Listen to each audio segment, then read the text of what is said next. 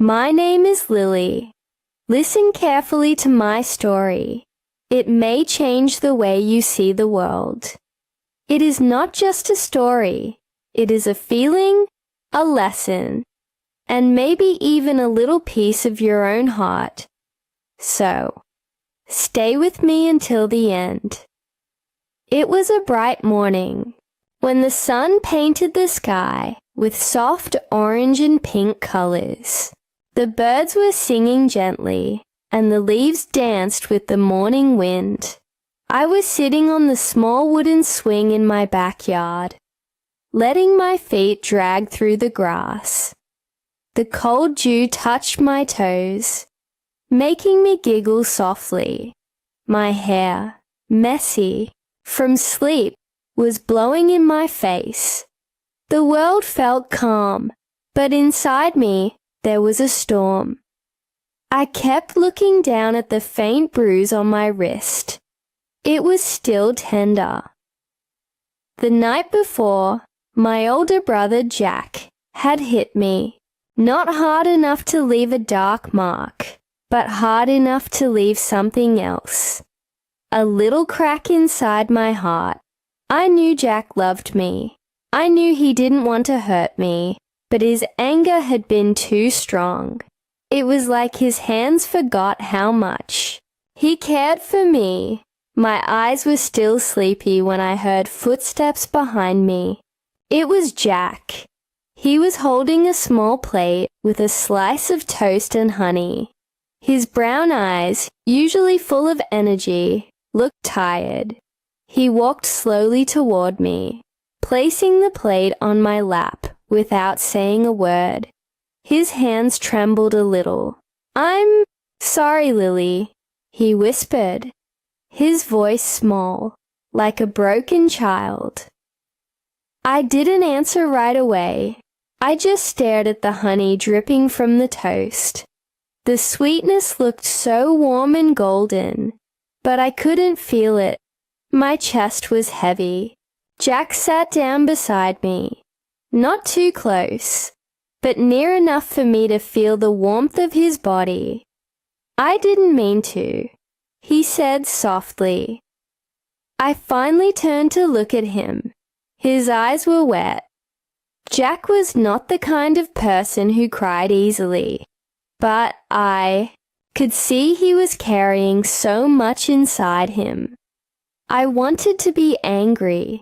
I wanted to ask him why. Why did he hurt me when he was supposed to protect me? But when I looked at him, I didn't see my brother who had hit me. I saw my brother who had always walked me to school, the one who scared away the dog that chased me last summer, the one who stayed awake when I was sick, holding my hand. "Why, Jack?" I finally asked, my voice shaking slightly. He looked down at his hands. They were rough from working in the yard with Dad the day before. He rubbed them together, as if trying to wipe something off, but there was nothing there. "I was angry," he admitted. "Not at you. I didn't know where to put it, and I put it on you." There was silence, a long one, the kind where you can hear your own heartbeat. I didn't know what to say. My chest felt tight. I didn't know if I wanted to cry or scream or just sit there. Jack suddenly stood up. He took a few steps away from me and put his hands on his hips. Could see him breathing fast. His chest was moving up and down quickly, like he was trying not to fall apart. "I hate myself for it, Lily," he said. His voice cracked. "I hate that I hurt you." For the first time, I saw my strong, playful brother look small and afraid. I could see that he was carrying something heavier than he could hold. I slowly stood up and walked toward him. I didn't know if I was ready to forgive him. I didn't even know if he wanted me to. But when I reached him, I put my small hand on his arm. His skin was warm. I felt him freeze for a second, like he didn't expect me to come closer. I wrapped my arms around him, holding him tight. I didn't say anything. I didn't need to. His arms slowly wrapped around me too. And then I felt it. His shoulders shaking. He was crying, quietly but deeply. His face was pressed against my hair, and I could feel his tears on my scalp. "I'm so sorry," he kept saying softly. "I'm so sorry." I didn't tell him it was okay, because it wasn't, but I stayed with him. I held him until he was done crying, and then we sat on the grass. We didn't speak. We just sat there, letting the morning sun warm us. Later that day, when we went back inside, my mom noticed the bruise on my wrist. She walked over and knelt in front of me, her eyes full of worry. She brushed my hair back and asked, "What happened, honey?" Jack, who was standing behind me, suddenly said, "I did it." My mom's eyes widened. She turned to look at him. I saw how she froze, confused and hurt. Jack's voice was low but steady. "I hit her," he admitted. "I was angry and I hurt her. I'm sorry, Mom. I'm so sorry." My mom didn't say anything at first. She just stood there, looking at both of us. Her eyes filled with tears. Then, slowly, she walked over to Jack and hugged him. Her arms were firm and gentle, holding him like she was afraid he might disappear. "You are not your anger, Jack," she whispered. "You made a mistake, but you are not a mistake. You are still my boy." Jack started to cry again, but this time, his shoulders didn't shake with guilt. This time, he cried with relief.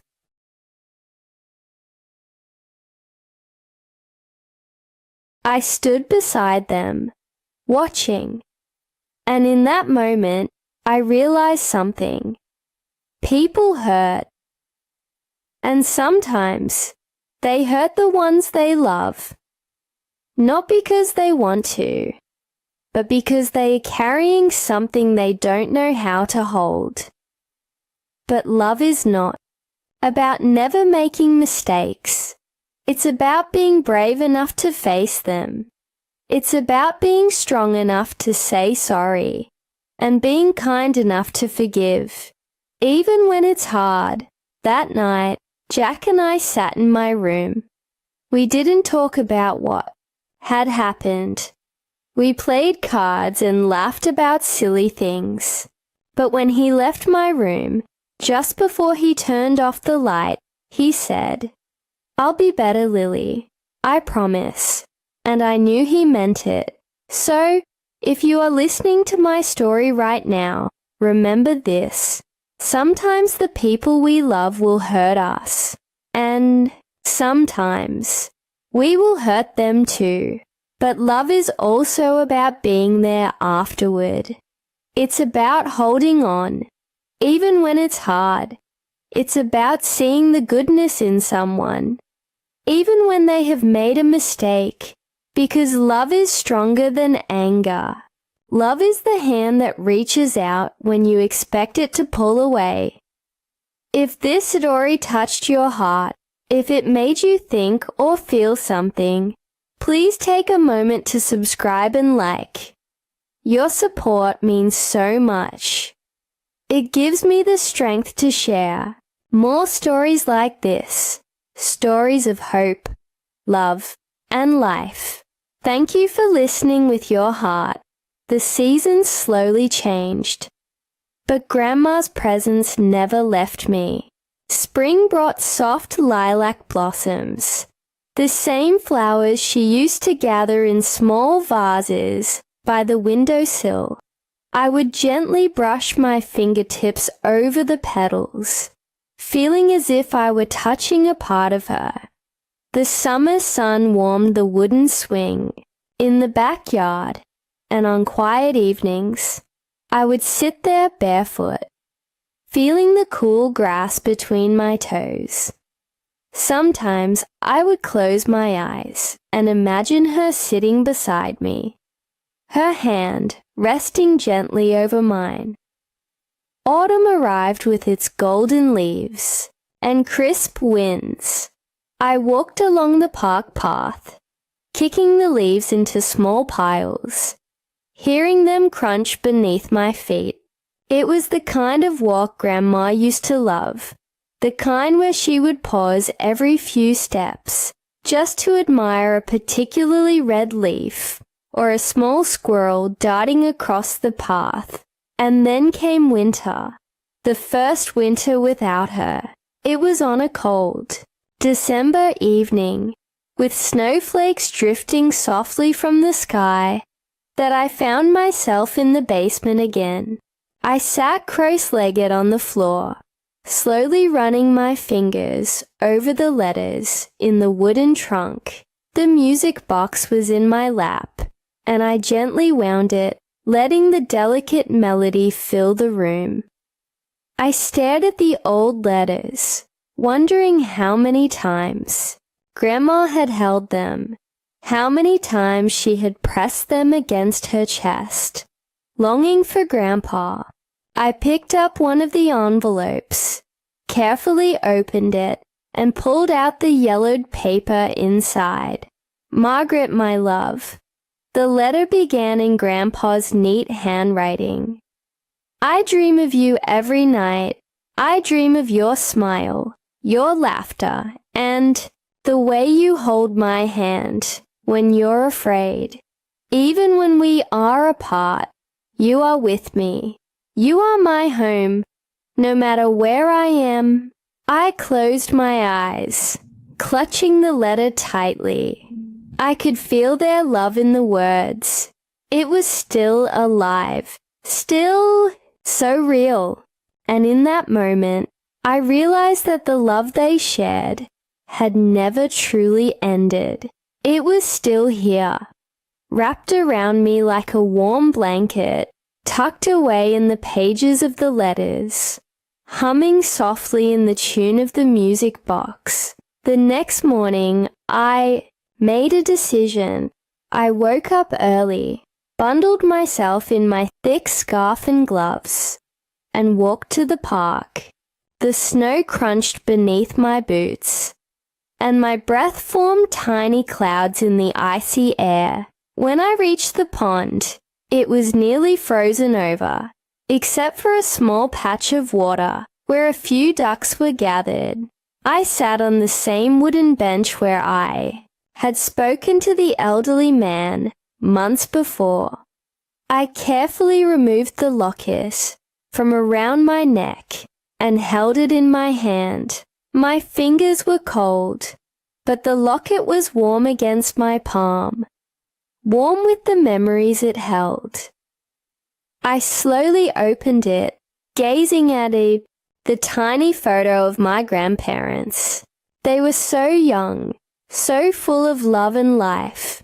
I stared at their smiling faces for a long time, feeling the ache in my chest soften into something gentler, something warmer. And then, with trembling hands, I did something I never expected. I stood up, walked carefully over to the edge of the pond, and knelt in the snow.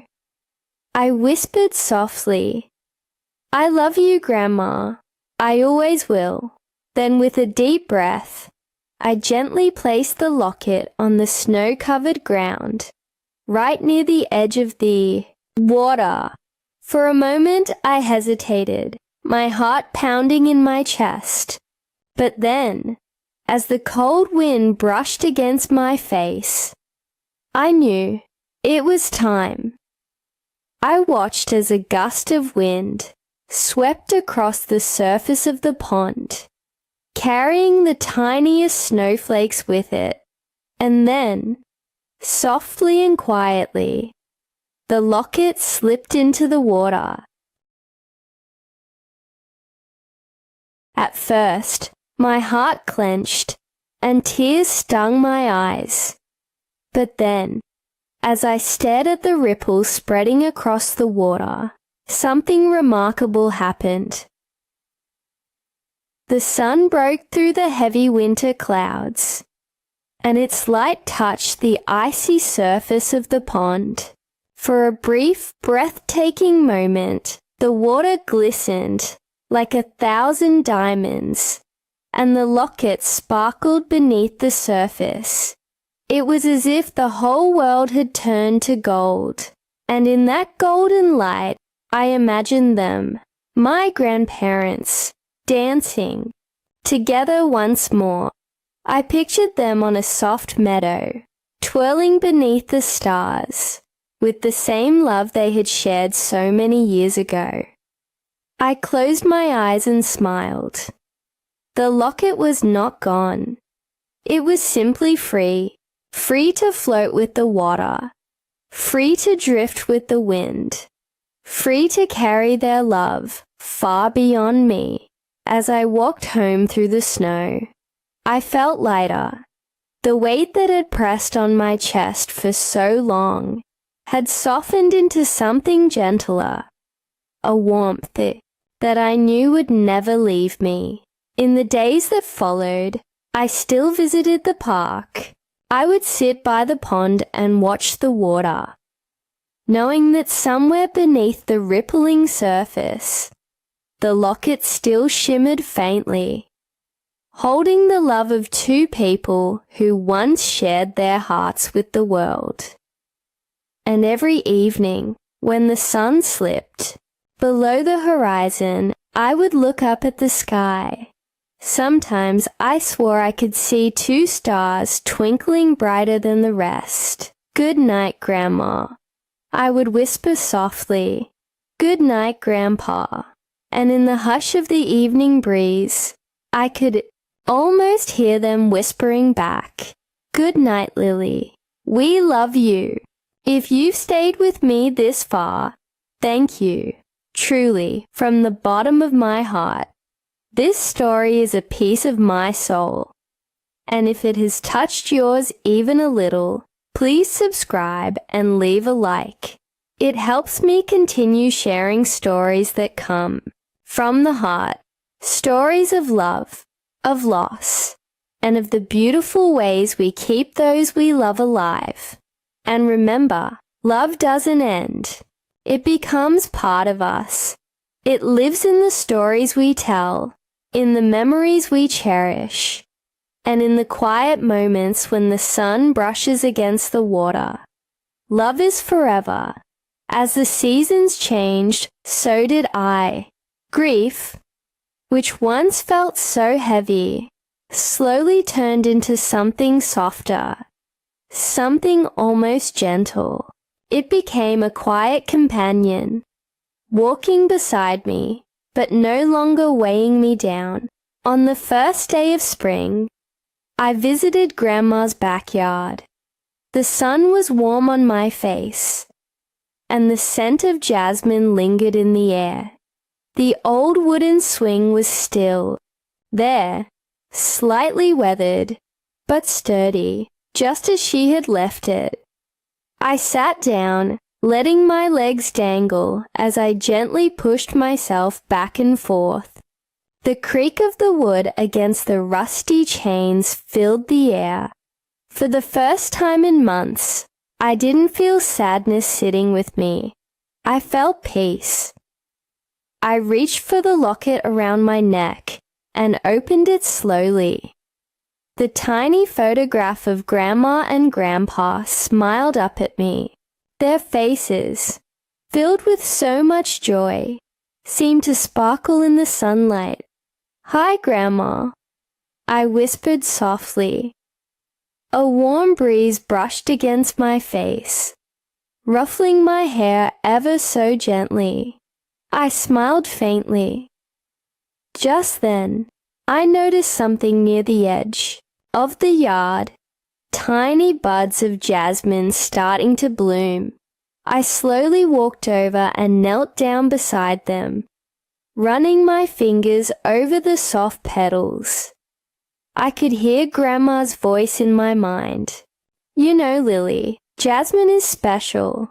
It blooms at night, filling the air with its sweetness. Even in the dark, it still offers beauty.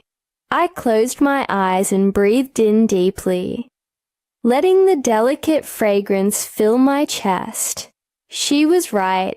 Even in darkness, beauty could bloom. Even in sadness, love could linger. Later that day, I went back inside and opened the trunk in the basement once more. This time, I wasn't afraid. I wasn't searching for something I had lost. I was simply revisiting memories that were still very much alive. I carefully unfolded one of Grandpa's letters and read it aloud, my voice steady and calm.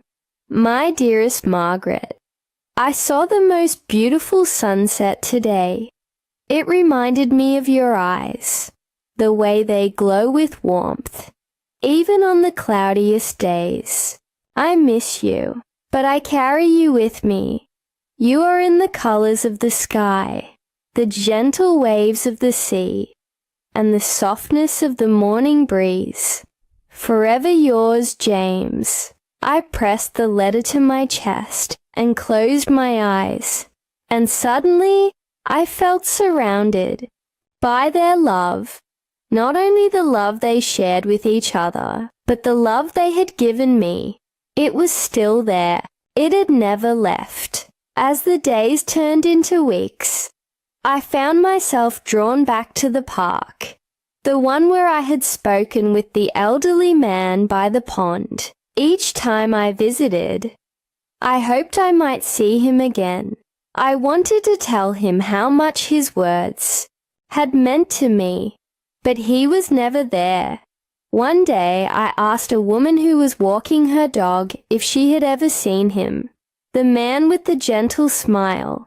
She asked softly, "Oh, he used to come here every morning. He would sit on that bench and feed the birds." Her face grew somber and she let out a small sigh. "But he passed away last winter," she added quietly. He had been coming here every day since his wife died. This park was his way of remembering her. I felt a sudden lump in my throat, and my eyes stung with tears. My chest tightened with sadness, but then I felt something else, something warm and comforting. It was the realization that he too had carried love with him every day. Even in his solitude, he had found a way to honor the memory of someone he cherished. That afternoon, I sat on the same bench where we had once spoken. I closed my eyes and imagined him sitting beside me, his gentle hands tossing crumbs to the birds, his eyes soft with kindness. I whispered softly, "Thank you for teaching me that love never truly leaves." The gentle sound of wings flapping caught my attention. I opened my eyes to see a small bird land on the edge of the bench. It tilted its head and chirped softly, almost as if it recognized me. I smiled faintly and scattered a few crumbs I had brought along. The bird hopped closer, pecking at the crumbs, unafraid. I sat there for a long time, letting the sun warm my skin and the gentle wind brush against my face. I closed my eyes and listened to the world. the rustling leaves, the distant laughter of children, and the soft splash of ducks in the pond. And in that moment, I knew that I was not alone. Love was in the wind. It was in the sunlight. It was in the bird that landed beside me. It was in every breath I took. That evening, I returned home and found myself standing by Grandma's favorite armchair. Her knitting basket still sat beside it, the needles and yarn untouched. For a moment, I thought of leaving it there, just as it was. But then, something inside me shifted. I sat down in the armchair and carefully picked up the knitting needles. I ran my fingers over the soft yarn, remembering how Grandma used to teach me the basic stitches when I was little. At first, my fingers fumbled and the stitches were uneven, but slowly, with patience, they became steadier. With every loop and knot, I felt closer to her, as if she were guiding my hands, just as she once had. When I finally finished, I held the small imperfect scarf in my hands. It wasn't perfect, but it was made with love. I placed it on the swing outside, letting the evening breeze carry the scent of jasmine over it. It felt like a small offering, a gift from my heart to hers. The days continued to pass. Seasons came and went. The flowers bloomed and withered and bloomed again. Life continued to unfold, one breath at a time. And through it all, I carried Grandma with me. In the mornings, when the sun painted the sky with colors she loved, I would look up and smile. In the evenings, when the breeze smelled faintly of jasmine, I would close my eyes and feel her presence.